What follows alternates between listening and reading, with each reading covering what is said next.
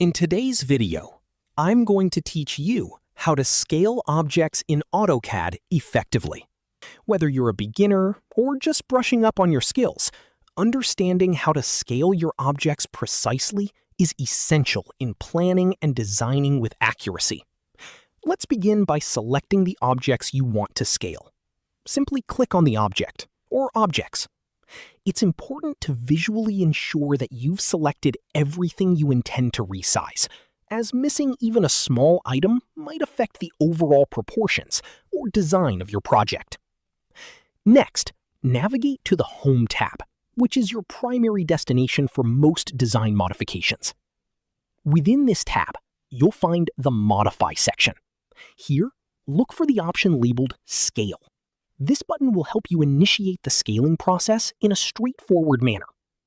But if you're someone who prefers a faster approach, you can quickly activate the Scale command by typing SC into the command line and pressing Enter. This shortcut can be a real time saver, especially when you're working on larger projects with numerous adjustments.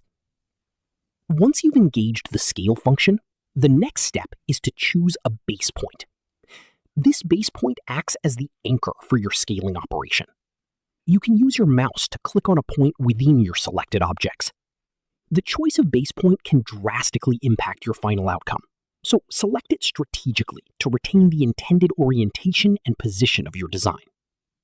At this stage, you have two methods to scale your object. You can either scale it manually by moving your mouse, or enter a precise scaling factor. The manual scaling option is great if you're doing a rough adjustment and want visual feedback for size alterations.